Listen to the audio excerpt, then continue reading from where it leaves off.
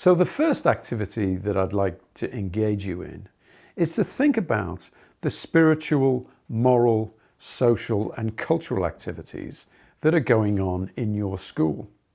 Now, some of them may be more or less invisible to you, or that you haven't noticed them that much in your experience in school so far because you've been so focused on teaching your subject.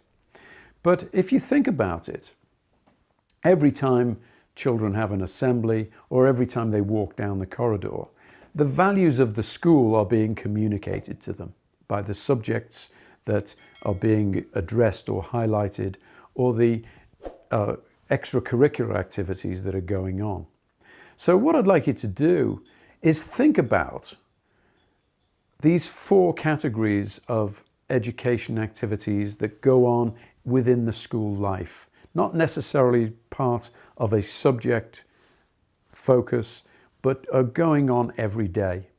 So let's take an example of spiritual activities. Now that's not necessarily religious. I think you can no doubt realize that spiritual aspects of people's lives are not necessarily religious. If you listen to a beautiful piece of music and it moves you, that's in a sense a kind of spiritual aspect of our life, isn't it? So what I've done there is given you an example of what might be going on in schools. Lots of schools these days are doing things like mindfulness activities with children, or doing yoga with them. Those again are spiritual activities. So it can be religious or non-religious spiritual activities. Think of some examples of what's going on in your school or what you've heard of in other schools. So an example of a moral activity might be the awards system that a school has for giving out, stickers or prizes or what have you. And these are all examples I'm taking from my own school. And of course, an award system is rewarding children for behaving in ways that we want them to behave, how they ought to behave, isn't it? So what people ought to do and should do is the basis of morality, isn't it? So you might think of an activity that's going on in your school like that.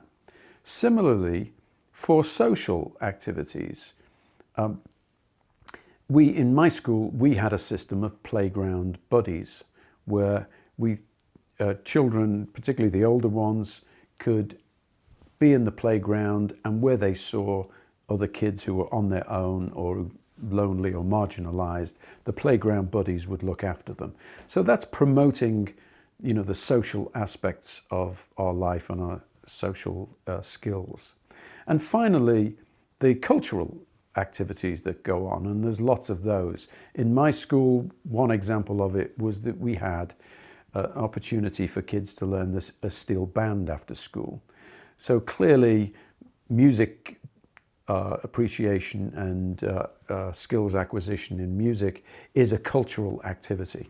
So what I want you to do on page 4, you will see the 4 categories there, and where you can think of some examples of spiritual, moral, social and cultural activities that are going on in your school. Why don't you stop the video and spend perhaps 10, 15 minutes thinking through the various spiritual, moral, social and cultural activities that are going on in your school. I hope that little activity made you realize that already a lot of interesting extracurricular activities are going on in school which develop this, spiritual, moral, social and cultural education that the national curriculum requires. But I said that there is another source for this interest in British values, and that is the specific requirement in the teacher standards that teachers must not undermine so-called fundamental British values. And if you look at part 2 of the teacher standards, it says there explicitly what they are, which is democracy, the rule of law, individual liberty, mutual respect, and tolerance for different faiths and beliefs. Now we're going to do some activities that take us into those in much more detail later. But just to kind of situate the kind of history and how we've got to the position where we are, it's important to know that these 2 sources, on the one hand, the spiritual, moral, social and cultural education that schools must provide. And secondly, the reference in the teacher standards to not undermining fundamental British values as an ethical requirement of teachers. Now, focus on that phrase, not undermining fundamental British values. You have to provide evidence that you're doing that. And this session is going to help you do that. So I'm going to be asking you to fill in some of these boxes. It might seem a little bit slavish. You can, get the point from just reading it. But actually, I want you to record some of these activities and some of these references so that you can keep it in your file as evidence that you can provide to your tutors, external examiners, and even Ofsted inspectors if necessary. So what you might have now is 2 or 3 examples of spiritual, moral, social and cultural education activities that are going on in your school in those boxes. What I'm going to do now in pages 5 and 6 is give you a whole list of these kinds of activities that go on in schools across the country. So they're really best practice. You won't find every one of these going on in every school. Not all of them were going on in my school, and not all of them will be going on in yours. But it's a fairly comprehensive list that covers those 4 categories. So the next activity I'd like you to do refers to pages initially 5 and 6, and then 7 and 8. Because on pages 5 and 6, you will see there's a list of best practice activities of spiritual, moral, social and cultural nature. And they're going on in schools all across the country. Not necessarily all of them in every school, but a good number in every school. Now, to be fair to the Department for Education, a lot of people get confused about this. They think that teaching British values is like a subject, that you go in on a Monday morning and you suddenly say, right, kids, we're going to start learning about British values today. Well, that's not the case. And that's not what was intended by the Department for Education when it sent out the guidance about this.